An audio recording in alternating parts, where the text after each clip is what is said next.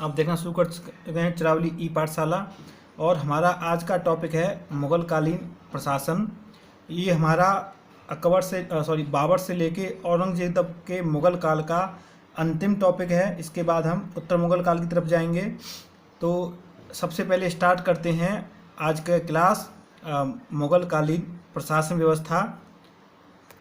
मुग़ल कालीन जो प्रशासन था वो सैन्य शक्ति पर आधारित एक केंद्रीयकृत व्यवस्था थी जिसमें बादशाह सर्वोच्च होता था। ठीक उसी प्रकार जिस प्रकार हमने दिल्ली सल्तनत के बारे में पढ़ा था, वहाँ पे सुल्तान सर्वोच्च होता था, वहाँ भी व्यवस्था केंद्रीयकृत थी, यानी कि एक पूरा केंद्र और केंद्र के अंदर आते थे कई सारे राज्य। ठीक उसी प्रकार जैसे आज का हिंदुस्तान है, एक केंद्रीय सरकार है और उसके बाद राज्यों के अलग अलग सरकार हैं, ठीक उसी प्रकार उसमें भी बादशाह अपने पूरे एक केंद्र की व्यवस्था को देखता था और उसका जो पूरा जो प्रशासन होता था वो सूबों में यानी प्रांतों में बटा हुआ था। तो इसमें जो पूरा केंद्र का जो मुख्य हेड था वो होता था कौन? बादशाह। और इसी बादशाह को पृथ्वी पर खुदा का प्रतिनिधि कौन मानता था? हुमायूं। तो हुमायूं ने ये कहा था कि जो बादशाह है वो पृथ्वी पर खुदा का प्रतिनिधि है। इस चीज़ को नोट कर लेना। इसके अलावा जो केंद्रीय व्यवस्था में बादशाह तो सर्वोच्च हो गया, बादशाह के सपोर्ट के लिए से प्रधानमंत्री सपोर्ट के लिए एक मंत्रिपरिषद है। ठीक उसी प्रकार उस समय भी बादशाह की सपोर्ट के लिए मंत्रिपरिषद हुआ करती थी। आज मंत्रिपरिषद बोलते हैं, उस समय उसको बोलते थे वजारत। ठीक है, तो मंत्रिपरिषद क्या बोलते थे? वजारत। और इस वजारत में जो सबसे हेड होता था वो होता था वकील या वजीर। ये वकील और वजीर बादशाह का प्रतिनिधि होता था। यानी कि अगर बादशाह कहीं किसी काम से उस समय क्या बोलते हैं प्रस्तुत नहीं है, प्रेजेंट नहीं है, तो सारे काम किसके हाथ में आ जाते थे? वो आ जाते थे वकील या वजीर के में। तो ये वकील और वजीर का अगर आपको पद के बारे में देखना है किसके पास सबसे ज़्यादा शक्तियों का था तो वो था बैरम खान। याद करिए, अकबर केवल नाम मात्र का शासक था, सारी शक्तियाँ किसके पास थी उस समय? बैरम खान के पास थी। और ये शक्तियाँ कब तक रहीं? अपने शासन के 8वें वर्ष तक। उसके बाद इसने अपने जो बादशाह का जो वकील या वजीर होता था उसकी शक्तियों को अकबर ने सीमित कर दिया था। तो जो वकील था, इस वकील के अंदर कौन कौन सी शक्तियाँ होती थी? यानी कि कुछ प्रमुख लोग थे जैसे कि दीवान, ये वकील के अंदर ही आते थे। मीर बख्शी, मीर समा, खाने समा, शुद्रे सुदूर, ये अलग अलग पद थे। इन सब का हेड कौन होता था? वो होता था वकील। अब दीवान, दीवान किसको बोला जाता था? दीवान ये वित्त एवं राजस्व का सर्वोच्च अधिकारी, यानी कि जो भी आपका बोले तो पैसे से संबंधित जो भी चीज़ें होती थी, फाइनेंस से संबंधित जो भी चीज़ें होती थी, उस सब का हेड कौन होता था? उसको बोलते थे दीवान। और ये बादशाह की अनुपस्थिति में सारी शक्तियाँ ग्रहण कर सकता था। यानी कि अगर बादशाह नहीं है और वकील भी एब्सेंट है तो उसके बाद कौन हेड होगा? वो होगा आपका दीवान हेड होगा। दीवान के अधीन जो अधिकारी होते थे उनके भी कुछ नाम हैं, जैसे कि दीवान खालसा, ये शाही भूमि की देखभाल करता था। दीवान तन, ये वेतन और जागीरों की देखभाल करता था। मुशर्रिफे खजाना, ये केंद्रीय राजकोष की देखभाल करता था। और एक था मुस्तौफी, ये आय व्यय का निरीक्षक होता था। ठीक है, तो ये दीवान इनका हेड, यानी कि ये हो गया आपका कैबिनेट मिनिस्टर और ये आपके राज्य स्तर के मंत्री। ठीक है, ये तो हो गया दीवान। दीवान के बाद ये हाँ एक चीज़ और, ये दीवान के पद पे किसके समय में कौन था इम्पोर्टेंट, वो आपके एग्जाम में से पूछा जाता है। जैसे कि जब अकबर का काल था तो अकबर के काल में दीवान के पद पे कौन था? वो था राजा टोडरमल। आपने ध्यान दिया होगा तो राजा टोडरमल को अभी जब हम पढ़ा रहे थे नवरत्नों के बारे में, तो जो वित्तीय राजस्व से संबंधित जो सुधार हैं उसका श्रेय किसको जाता है? राजा टोडरमल को जाता है, क्योंकि यही तो दीवान थे उस समय पे। और जब राजा टोडरमल मृत्यु हो गई उसके बाद अकबर ने किसको बैठा दिया था? मुजफ्फर खां मंसूर को। तो ये दो व्यक्ति अकबर के समय में दीवान थे। अकबर के बाद आया जहांगीर का काल। जहांगीर के काल में दीवान का पद किसके पास था? वो था मिर्जा गयास बेग। आपने एतमादौला रखा है, एतमादौला इस मिर्जा गयास बेग की उपाधि थी। एतमादौला उसका नाम नहीं था। और ये मिर्जा गयास बेग कौन था? अरे ये वही मिर्जा गयास बेग है जो जहांगीर की जो तीसरी पत्नी थी नूरजहां, उस नूरजहां का ये पिता था। और इसी मिर्जा गयास बेग जिसको एतमादौला की उपाधि थी, इसी के लिए इसकी पत्नी नूरजहां ने आगरा में एतमादौला बनवाया पूरे सफ़ेद संगमरमर के साथ, जिसपे पित्रा शैली यानी कि पित्रा द्वारा शैली से बना सफ़ेद संगमरमर का पूरे हिंदुस्तान का पहला मकबरा है वो एतमादौला का ही मकबरा है। और इसी मिर्जा गयास बेग ने ही हुमायूं के मकबरे का नक्शा बनाया था। आपने ध्यान रखना, जब मैं हुमायूं के बारे में स्थापत्य कला के बारे में पढ़ रहे थे तो वहाँ भी मैंने आपको बताया था कि हुमायूं के नक्शे का जो नक्शाकार है वो कौन है, मिर्जा गयास बेग।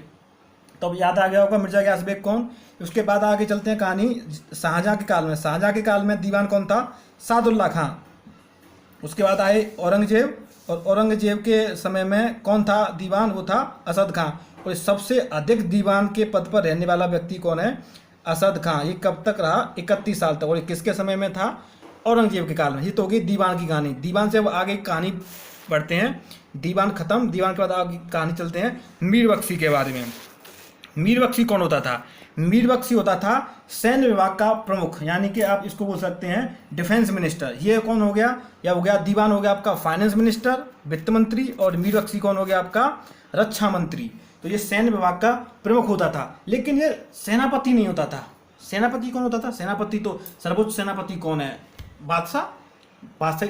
लेकिन इसका जो काम क्या था मीर बख्शी का, मीर बख्शी जो सैन्य विभाग का प्रमुख था, सेनापति तो था नहीं, तो उसके कार्य क्या थे, ये सैनिकों की भर्ती, शस्त्रों का व्यवस्था, निरीक्षण करना, सभी मनसबदारों की नियुक्ति उसी के विभाग से होती थी, प्लस शाही महल की सुरक्षा का दायित्व किसका होता था, मीर बख्शी का। यानी कि इंटरनल सिक्योरिटी का हेड मीर बख्शी। अगर आपकी लड़ाई किसी दूसरे राज्य के साथ होती है तो उस समय पे आप पूरे सेना के सेनापति नहीं रहोगे, सेना का सेनापति का दायित्व किसके पास रहेगा, वो रहेगा बादशाह के पास।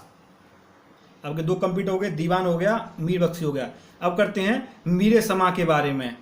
मीरे समा क्या था, मीरे समा घरेलू मामलों का प्रधान, दैनिक आवश्यकताओं की पूर्ति, यानी कि घरेलू मामले, यानी कि गृह मंत्री। तो उस समय के गृह मंत्री को क्या बोलते थे, मीरे समा। और मीरे समा के बाद अगला है खाने समा। खाने समा क्या था, शाही रसोइयाँ, यानी कि शाही रसोइयाँ, यानी कि किले के जो बादशाह के जो भी शाही जो खान पान से संबंधित व्यक्ति होता था उसको क्या बोलते थे, खाने समा। या आप कल इसको बोल सकते हैं आप खाद्य आपूर्ति विभाग मंत्रालय, वो खाने समा। खाने समा के बाद था आपका सद्र सुदूर।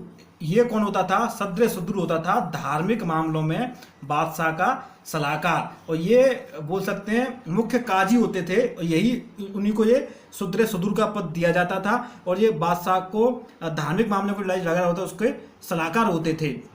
ये दान विभाग के हेड होते थे और न्याय विभाग के भी हेड होते थे। और इसको हेल्प करने के लिए, कानून की व्याख्या करने के लिए मुफ्तियों की भी नियुक्ति की जाती थी। तो ये तो थे वकील के सहायता करने के लिए 5 प्रमुख पद। और इन 5 प्रमुख पदों के अलावा भी कुछ पद थे। उन पदों के नाम हैं मीर आतिश, ये तोपखाने का प्रधान, साहिब तौहीद, ये सैनिक लेखाधिकारी, दरोगा, ये डाक चौकी गुप्तचर विभाग प्लस डाक विभाग का अधिकारी, मीरवार वनरक्षक, मीरे बहर जल सेना का प्रधान, और यह मुदस्सी बंदरगांव के प्रधान प्रशासन की देखभाल। तो ये कुछ अलग पद हैं। इनके अलावा इनको आप अगर याद होते हैं तो ठीक है, नहीं भी होते हैं तो भी आप इनको एग्जाम से पहले एक बार देख के जरूर चले जाना। बाकी जो मैंने पहले आपको बताए दीवान, मीर बख्शी, मीरे समा, खाने समा, सुद्र सुदूर, इनके बारे में जरूर पढ़ना, इनके बारे में दिमाग में जरूर बिठा लेना। दीवान कौन, सिंपल सी छोटी सी याद करना, दीवान होता था आपका वित्त मंत्रालय, यानी कि फाइनेंस मिनिस्टर, वित्त मंत्री। मीर बख्शी आप याद रख सकते हो रक्षा मंत्री, सैन्य विभाग से प्रमुख। मीरे समा गृह मंत्री, घरेलू प्रधानों का। खान समा शाही रसोइयाँ, और सद्र सुदूर धार्मिक मामलों में बादशाह का सलाहकार। ये तो थी आपकी केंद्रीय व्यवस्था। अब बात करते हैं केंद्रीय व्यवस्था के बाद प्रांतीय प्रशासन के बारे में।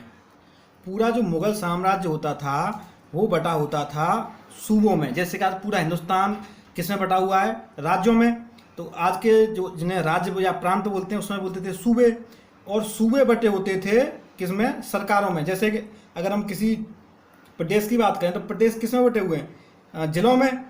तो आज जिन्हें जिले बोलते हैं उस समय उसको क्या बोलता था, सरकार। और सरकार किसमें बटे होते थे, परगनाओं में। परगना यानी कि तहसीलों में। और तहसील किसमें बटे होती थी, गांव में। ठीक उसी प्रकार आज ही ये भी क्रम सेम आज ही फॉलो किया जा रहा है। तो इसमें कोई नई चीज़ नहीं, बस नया चीज़ इतना है कि प्रांतों को सूबा बोला जाता था। सूबा तो आप ये वर्ड आपका सुना हुआ है, सूबा। इसीलिए वहाँ के जो हेड होते थे उनको बोलते थे सूबेदार, याद करना। और ये सूबेदार आजकल आर्मी का एक पद है, लेकिन उस समय ये प्रांत का जो हेड होता था उसके प्रांत के हेड को क्या बोलता था, सूबेदार। तो और जो सूबे, और ये एक ये वेरी इंपॉर्टेंट, सरकार, इसको ये आपका सुना हुआ वर्ड नहीं होगा, अजीब सा लग रहा होगा, लेकिन जो सूबे जो यानी कि जो जिले होते थे उन जिलों को मुगल साम्राज्य में क्या बोला जाता था? सरकार। अब अगर हम बात करें कि मुगल साम्राज्य कितने सूबों में डिवाइड था, तो अलग अलग बादशाह के टाइम पे अलग अलग सूबे थे। जैसे कि सर्वप्रथम ये सूबों की जो व्यवस्था स्टार्ट की थी वो की थी अकबर ने। तो अकबर ने जब गद्दी संभाली और या कहें कि 1580 में पूरे साम्राज्य को उसने सब जीत जात लिए, तो 1580 में उसने अपने पूरे साम्राज्य को 12 सूबों में विभक्त कर दिया। तो 1580 तक इसके पास कितने थे? 12 सूबे थे। लेकिन इसके अंतिम समय में 3 इसने और जीत की, बरार, खानदेश और अहमदनगर। तो इन तीनों को मिलाने के बाद 12 + 3 कितने हो गए? 15 प्रांत। आप याद करिए, जब हम अकबर के बारे में पढ़ा रहे थे तो हमने आपको बताया था कि अकबर ने 1600 ईस्वी में अहमदनगर, जिसको दक्षिण का प्रवेश द्वार भी बोला जाता है, उस पर अटैक किया था, जहां पर उस समय की शासका थी चांद बीबी, जिसने आत्महत्या कर ली थी। तो उस समय वहां से इसने अहमदनगर और बरार को जीता था। हालांकि अहमदनगर को पूर्ण रूपेण ये मतलब पूरा मिलाया नहीं था, कह सकते हैं एक तरह से वहाँ का अहमदनगर का शासक छोड़ दिया था, बाकी वहाँ की जितने भी टैक्स वैक्स थे वो लेना स्टार्ट कर दिया था। तो अहमदनगर पूर्ण रूप से कब मुगल साम्राज्य में मिला था? शाहजहाँ के काल में। आप कुछ कह रहे होंगे खानदेश तो हमने पढ़ा ही नहीं था अकबर के समय में। आपने असीरगढ़ का किला पढ़ा होगा 1601 में, और यही अकबर का अंतिम विजय अभियान भी था। जो असीरगढ़ का किला आपने देखा हो तो अकबर के किला उसका दोबारा रिवाइज करना। और वो जो असीरगढ़ का किला वो था, वो किसके में आता था? वो खानदेश की ही सीमा में आता था। तो खानदेश का ही जो अभियान था वो 1601 में किया था। और इसी के बाद ये 3 मिलने के बाद 12 और 3 कितने इसके प्रांत हो गए थे? 15। अब अकबर का काल होने के बाद आया जहांगीर का काल। जहांगीर ने क्या किया? जो कांगड़ा विजय की, और कांगड़ा विजय के बाद उसको जो कांगड़ा जो था उसको मिला दिया लाहौर प्रांत में, यानी कि ये अलग से कोई प्रांत नहीं बना। उसके बाद शाहजहाँ के बाद आया, सॉरी जहांगीर के बाद आया शाहजहाँ का काल। शाहजहाँ ने क्या किया? लाहौर, मुल्तान और बंगाल, ये बड़े बड़े सूबे प्रांत हो गए थे। तो इनमें से अलग, जैसे कि उत्तर प्रदेश से उत्तराखंड बना दिया, बिहार से झारखंड बना दिया, ठीक उसी प्रकार उसने लाहौर से कश्मीर प्रांत अलग बना दिया, मुल्तान से भट्टा प्रांत बनाया, और बंगाल से उड़ीसा प्रांत को स्वतंत्र कर दिया। तो अब 15 प्रांत थे। 15 प्रांत के बाद 3 स्वतंत्र होने के बाद कुल संख्या कितनी पहुंच गई? 18 पे। और 18 के बाद अब आया औरंगजेब का काल, और औरंगजेब ने बीजापुर और गोलकुंडा, आपको पता ही है, 1686 1687 में क्रमशः इनको जीता और अपने शासन में मिलाया। और मिलाने के बाद कुल प्रांत हो गए थे आपके 20। कहीं कहीं ये कुल प्रांत 21 भी आपको देखने को मिलेंगे। अगर ऑप्शन में आपके में 20 नहीं है, 21 दिया गया है, तो आप 21 को टिक करके आना, उसमें ज़्यादा कन्फ्यूज मत होना कि इसमें तो 20 तो है ही नहीं। और अगर 20 और 21 दोनों हैं तो आप 20 को ही टिक करना, ठीक है। अब आगे कहानी आपको बताती है। तो आपके प्रांत, ये 3 चीज याद रखना। औरंगजेब के समय में कितने प्रांत थे? 20 या 21। और सबसे पहले अकबर ने कितने प्रांतों में डिवाइड किया था? 12 में। 12 के बाद 3 जीतने के बाद 15 हो गए थे। और शाहजहाँ के समय पे कितने प्रांत हो गए थे? 18। अब इस सूबे के प्रधान को सूबेदार मैंने आपको पहले बता दिया, या सिपलहार। ये सिपलहार किसके समय बोला जाता था? अकबर के समय में। और अकबर के बाद इसके पद का नाम हो गया था नाजिम या नाजिए सूबा, यानी कि नाजिए सूबा, नाजिम या सिपलहार, चारों मिला के एक ही बात है। तो ये तो हुई कहानी सूबों की। सूबों के बाद अब बात करते हैं सरकार या जिलों के बारे में। सरकार या जिले की व्यवस्था में एक वो था फौजदार, इसको बोलते थे सिकदार। तो ये इसका काम क्या था? तो इसका काम होता था शांति व्यवस्था बनाए रखना और रोड वोड का काम करना। उसके बाद एक पद होता था अमला गुजार, इसके करोड़ों बोलते थे। इसका काम होता था टैक्स और बिल का अधिकारी होता था। एक होता था बितब्बी, इसका ये तो था लेखक और भू राजस्व विभाग से संबंधित। और एक था खजानदार, इसका काम क्या था? खजाना अधिकारी होता था। तो ये तो थी जिले का प्रशासन। और जिले के बाद आप बात करते हैं परगने के प्रशासन। तो परगने का जो मुख्य अधिकारी होता था उसको बोलते थे सिकदार, ठीक है। और उसके बाद आते हैं आमिल, ये वित्त अधिकारी, फौजदार, खजाना प्रभारी, कानून गो, लगान प्लस कृषि संबंधी कागज तैयार करना। कानून गो तो आप आज भी इस शब्द सुनते हैं, इसका जो लगान वगान से संबंधित परगने का अधिकारी होता था ये।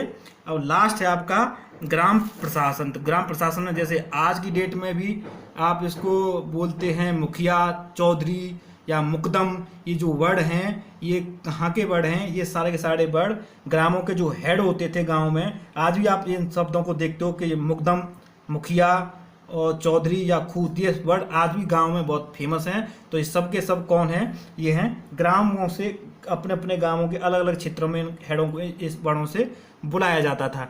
तो ये इसी के साथ हम आपकी ये मुगल कालीन प्रशासन व्यवस्था यहीं ख़त्म करते हैं। और ये आज आपका बाबर से लेके औरंगजेब काल तक की सारी व्यवस्थाएं सब कुछ आपका हो गया है कंप्लीट। अब कल से हम स्टार्ट करने वाले हैं उत्तर मुगल काल।